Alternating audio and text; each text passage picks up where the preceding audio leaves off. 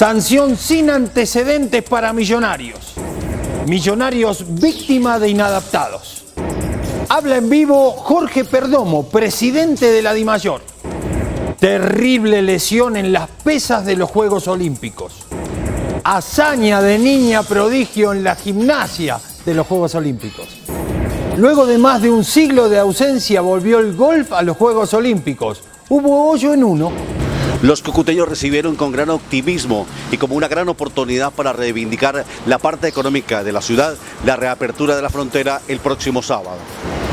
Desde Puerto Ordaz, presidente Santos y Maduro acuerdan reabrir la frontera de manera gradual y ordenada. Este sábado, con horarios establecidos, comienza el paso peatonal de colombianos y venezolanos. El gobierno advierte que no promoverá la ideología de género y deja en libertad a los colegios, padres de familia y profesores para que ajusten sus manuales de convivencia al reconocimiento de la diversidad sexual. Corte Constitucional revive investidura de 2 excongresistas. Decisión podría tener efectos en decenas de casos de políticos sancionados. Por riesgo de no comparecencia al juicio, un juez ordenó la captura inmediata de Jorge Moreno Ojeda, el llamado zar de la vigilancia privada en el país. Bogotá se convierte en la fuente de inspiración de destacados joyeros del país para crear una colección con la que exaltan las cualidades de nuestra capital. Al final de la misión los espero desde la Cámara de Comercio de Bogotá, sede Salitre, con la muestra Bogotá, una joya. Una tendencia de los años 90 ha regresado para complementar nuestro vestuario. Ya saben de qué se trata, se los cuento más adelante. Buenas noches, nuestros secretos de hoy. 1. Las cosas que solo pasan en nuestro amado país. 2. El Congreso parece estar en Olimpiadas Parlamentarias. 3. Iniciativa de movimiento de Gustavo Petro que terminó en sancocho político. Y tengo ñapa homosexual. 1, 2, 3 y mi ñapa al cierre.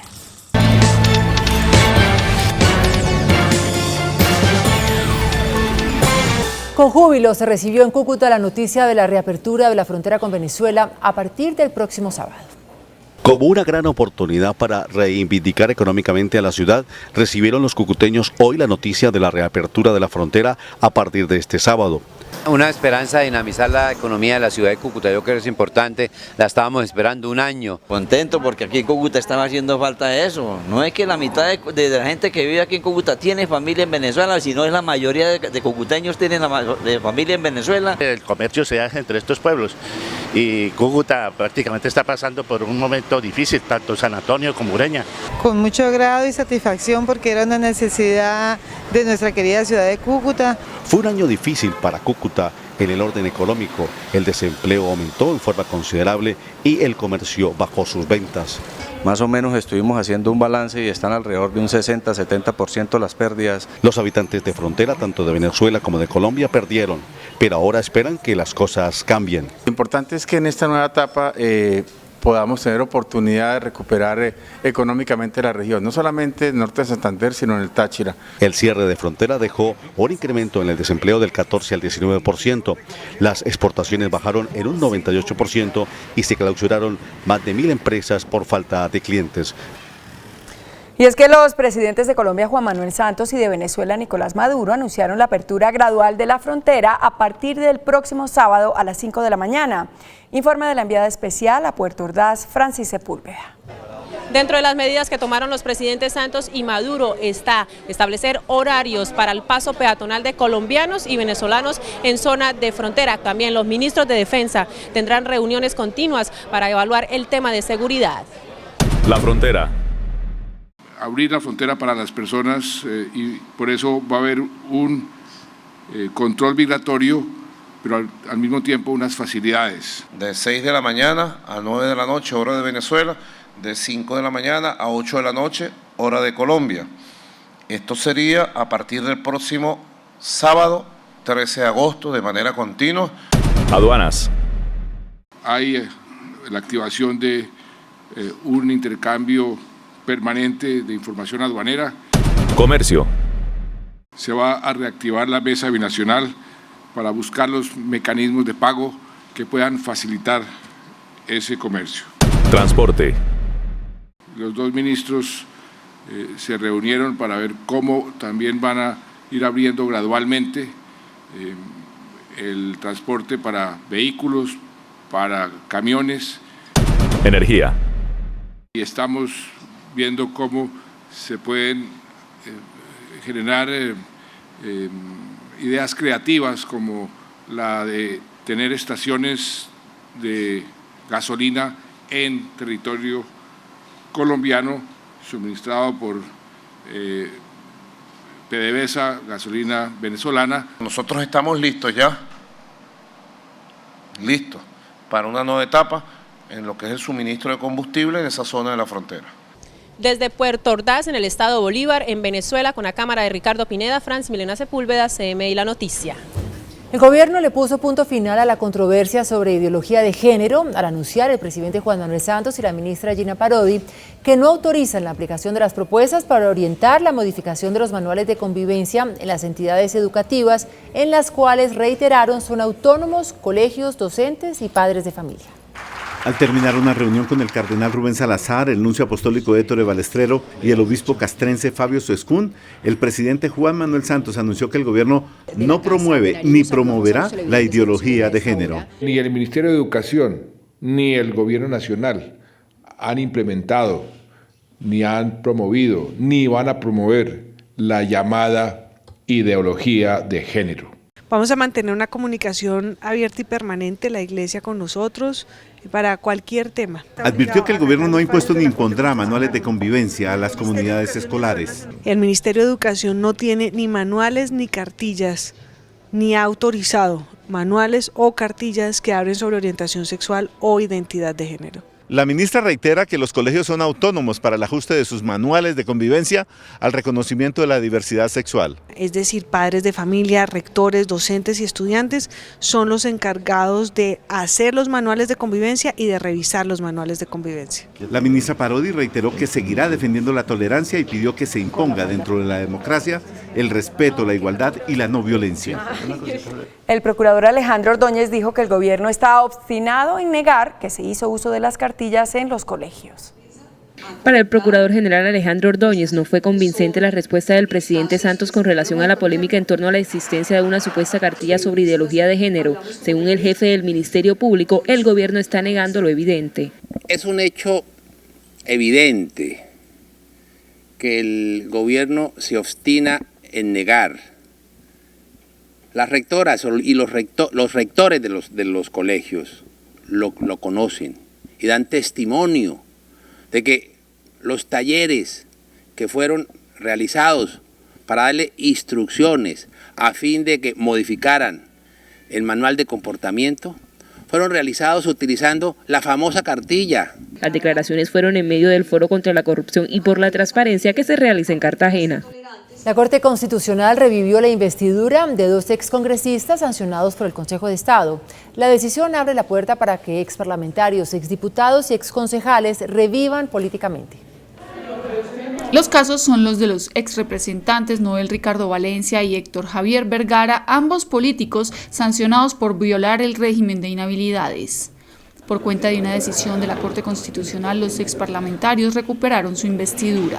El alto tribunal dio un giro a la forma en que se sancionan los casos de congresistas, diputados y concejales, por lo que para algunos magistrados el fallo podrá ser usado en decenas de casos de personas que buscan resucitar políticamente.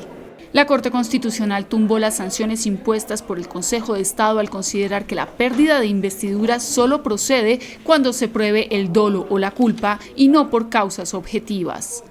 Yo creo que ese es un debate importante, es un debate que alimenta lo que ha sido la jurisprudencia del Consejo de Estado y yo creo que va a ser interesante cuando conozcamos en definitiva la decisión. La ponencia del magistrado Eduardo Mendoza fue derrotada. 5 magistrados votaron a favor de devolverles la investidura. Entró en la recta final el juicio en contra de Jonathan Vega, quien atacó con ácido a la joven Natalia Ponce de León. Defensa y Fiscalía pidieron la máxima condena contra el agresor. El debate intenso entre los 2 últimos testigos, tanto de la Fiscalía como de la Defensa, era si Jonathan Vega era paciente esquizofrénico. El último testigo del ente acusador fue claro en asegurar que este hombre era tan consciente de lo que hacía que planeó con anticipación y milimétricamente el ataque a Natalia Ponce de León. Recordaba muy bien en qué envase lo había hecho y luego que se desplaza pues de su casa hasta el sitio donde está Natalia Ponce de León. Es la otra cosa llamativa porque ella no vivía ahí. Su defensa insiste en que es enfermo. Su trastorno delirante es aquí en su cabeza, no es allá afuera. El delirio no es la señorita Natalia Ponce de León. Al momento de perpetrar el ataque, Vega se encontraba bajo el efecto de sustancias alucinógenas. La mamá de Natalia pidió que se aplique la máxima condena. La pena máxima, la que está pidiendo la Fiscalía y el doctor Abelardo de la Espriella, que son 37 años de cárcel, sin ningún tipo de beneficio. El general William Salamanca, director de Protección y Servicios Especiales de la Policía, anunció el fortalecimiento de la Policía de Turismo para facilitar el regreso de colombianos y extranjeros a zonas que durante décadas estuvieron vedadas por el conflicto armado. La policía ya está preparando el personal que garantizará la seguridad en esas zonas apartadas con alto potencial turístico. Para que el renglón del turismo pues aporte a esta economía con las economías verdes, con el ecoturismo, el aviturismo. Una de las prioridades serán los municipios con denominación de pueblo patrimonio. Vamos a visitar pueblos patrimonio, que ya hemos definido los primeros 17 pueblos patrimonio. Allí va a haber policía de turismo capacitada, entrenada, también una nueva estrategia de nuevas rutas y destinos turísticos. En esos mismos destinos la policía también incrementará los controles para evitar el tráfico ilegal de especies.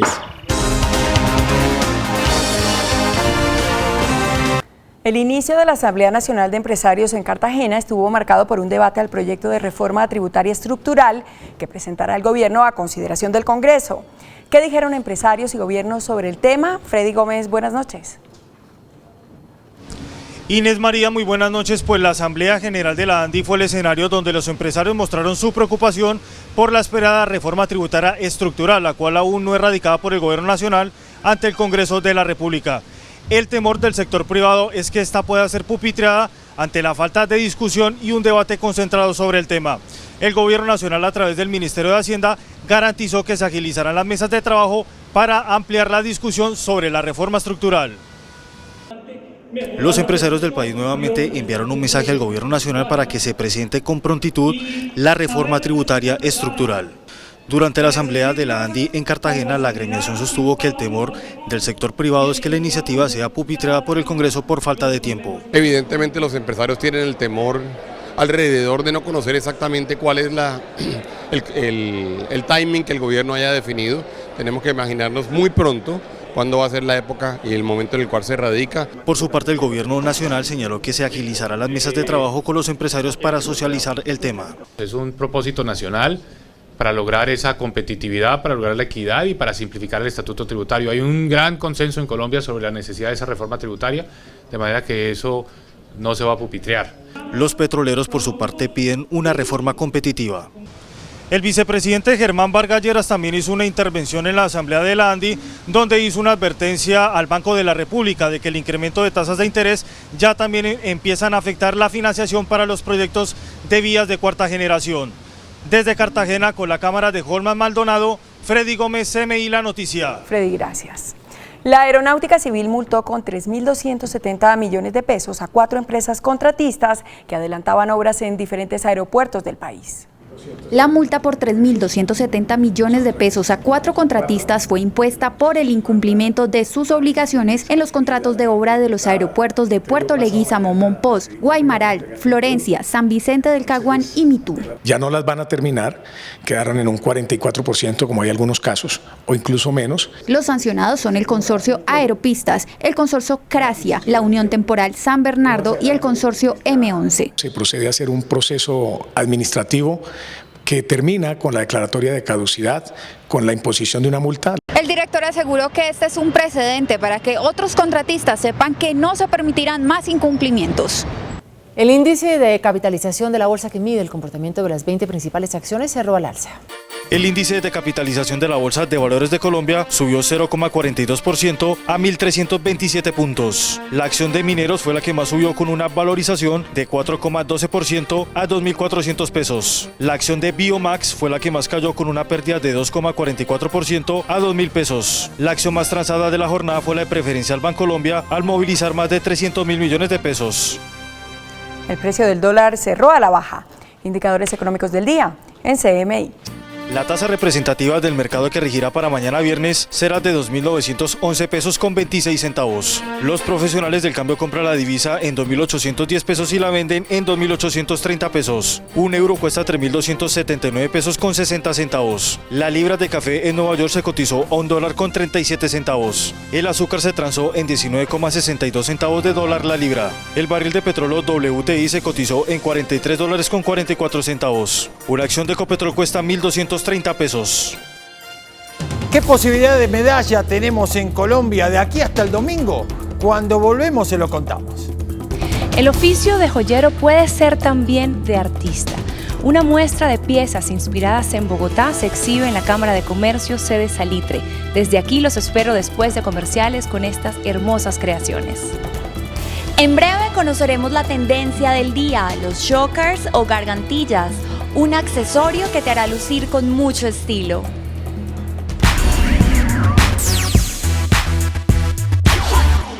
Hola, muy buenas noches. Los saludo desde la Cámara de Comercio sede Salitre, en donde se realiza la exhibición Bogotá, una joya. Una iniciativa que en su segunda versión convoca a los joyeros más destacados del país con la misión de crear una colección inspirada en nuestra capital. Aquí se exaltan las bondades que nuestra ciudad cada vez más cosmopolita ofrece a propios y extraños. Una celebración a Bogotá mediante el arte manual de la joyería.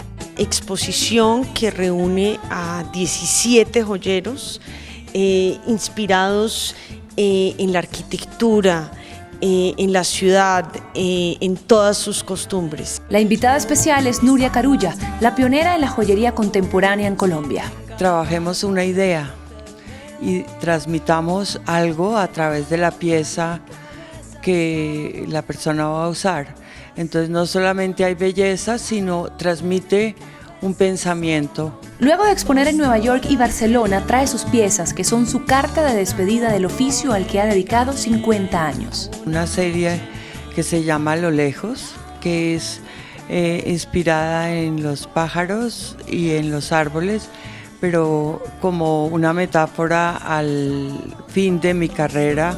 Laura Pinzón creó La Ruta Ideal, una pieza en la que plasma sus recuerdos coloridos de la capital, los colectivos y sus llamativos letreros. Referencias como El Divino Niño aparecen en la obra de Silvia Ardila, La Fe con Sabor a Bogotá. Fernando Arias, en Piquito al Aire, nos lleva a las piñatas y el jazz. Así, uno a uno, con la maestría artesanal, plasman sus vivencias y referentes de esta hermosa ciudad. Aquí vemos joyas como verdaderas piezas de arte con curaduría museográfica, pero en las calles vemos las tendencias. Alejandra Tamayo hoy nos trae las gargantillas.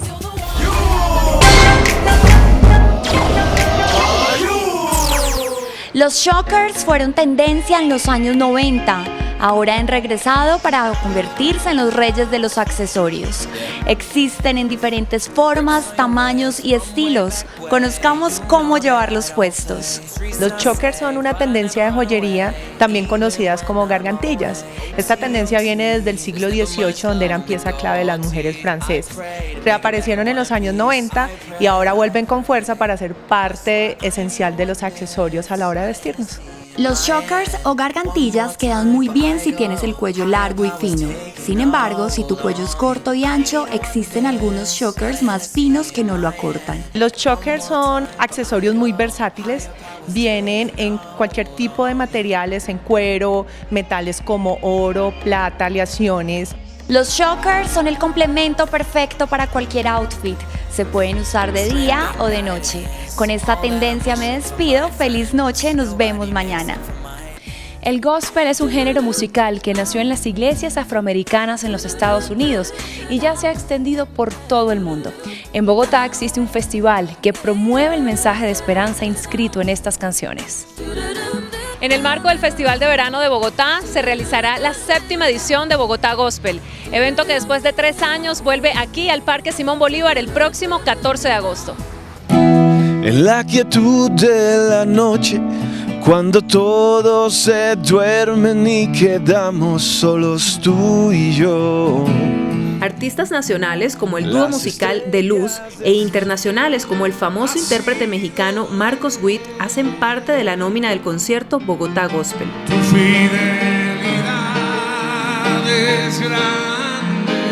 Un evento donde se celebra la cultura y las diferentes expresiones musicales. Bogotá Gospel lo que busca es agrupar precisamente la exaltación de valores, de principios, en un escenario diferente. El concierto de música Gospel Bogotá es el más grande de Latinoamérica al reunir en sus últimas versiones a más de 220.000 asistentes.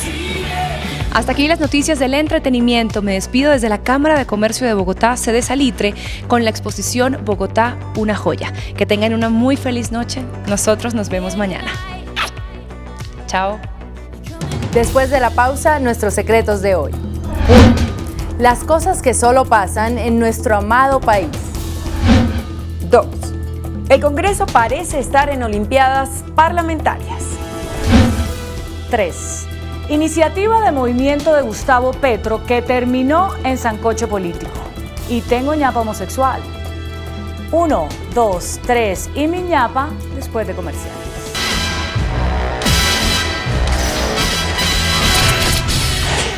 Nuestros secretos de hoy. 1. Hoy se confirmó la creencia de muchos compatriotas de que hay cosas que solo pasan en nuestro amado país. Cuando el nuevo superintendente de Servicios Públicos, José Miguel Mendoza, aceptó el cargo, sabía que el reto era grande, pero jamás imaginó lo que iba a encontrar. Resulta que el edificio donde funciona la superintendencia está en obra. Desde hace meses se adelantan trabajos para reforzar la sismorresistencia de la estructura y la entrega está retrasada. Todos los días la entidad se ve sometida a cortes de agua y luz por los trabajos que se adelantan. Lo grave es que el nuevo súper es quien tiene que tomar urgentes decisiones sobre Electricaribe. Es la electrificadora costeña, administrada por españoles, que presta un servicio tan deficiente que tiene a toda la región en pie de guerra. Para rematar, el nuevo superintendente encontró una nómina de 1.000 empleados.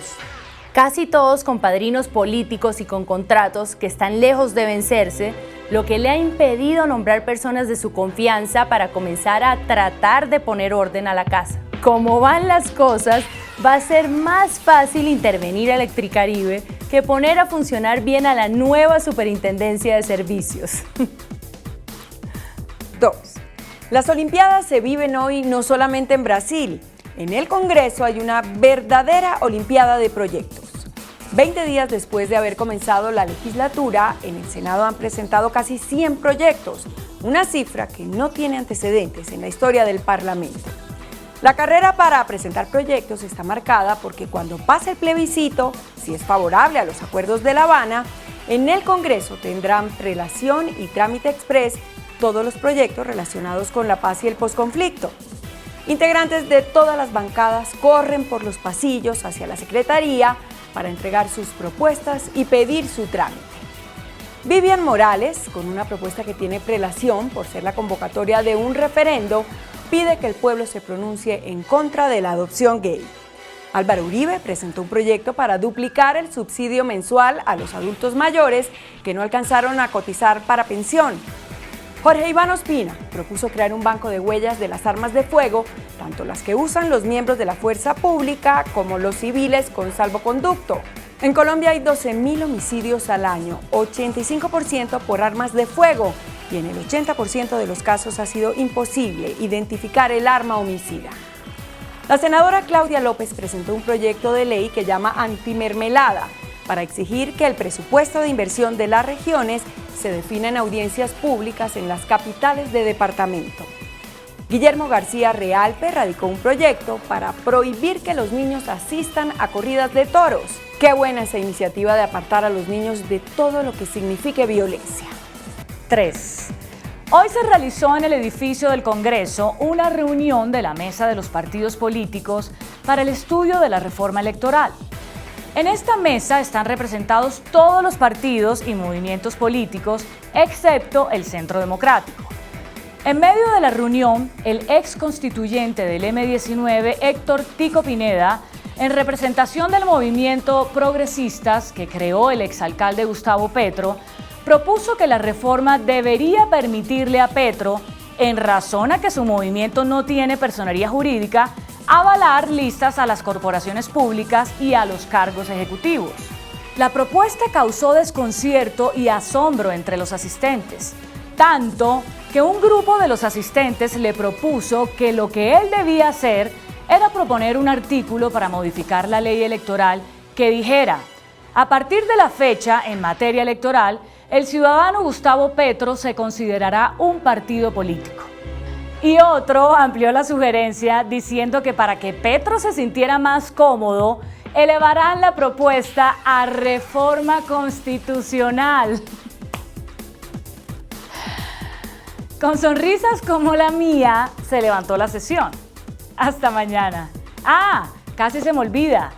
El humanista y formidable escritor Héctor Abad divulgó hoy en redes sociales un mensaje que se convirtió en tendencia y que vale la pena conocer por su valor. Son muy mentirosos o son muy ignorantes los que están divulgando la idea de que es posible educar a un niño para que sea gay. A los niños no se los educa para ser heterosexuales o gays, sino que lo son naturalmente. Entre el 5 o el 10% de las personas en todas las culturas nacen con inclinaciones homosexuales. Eso no tiene nada de raro, no tiene nada de malo, no es contagioso. Es como ser zurdo o diestro, es como ser moreno o rubio, como ser mestizo, blanco o negro. A nadie se le enseña a ser negro o a ser blanco. Se puede enseñar a ser religioso, se puede enseñar incluso a ser fanático religioso. Se puede enseñar también a ser tolerantes, a respetar la diferencia. Y eso es lo que está pretendiendo hacer bien la ministra de Educación, y por eso la atacan los de la extrema derecha. No porque a los niños se los afecte con estos manuales o cartillas que ni siquiera existen, sino porque ellos no quieren que los diferentes, los gays, se puedan manifestar tranquilamente y con el respeto de los otros. Lo que tenemos que educar es el respeto por los otros. Y eso es lo que se está buscando y lo que infamemente los ignorantes y los mentirosos combaten. Gracias, maestro Abad, por sus palabras. Que descanse.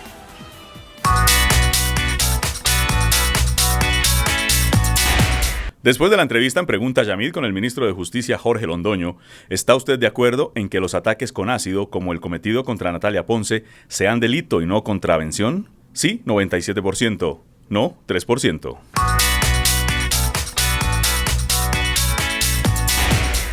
Hasta aquí las noticias. No se muevan, que ya viene hashtag.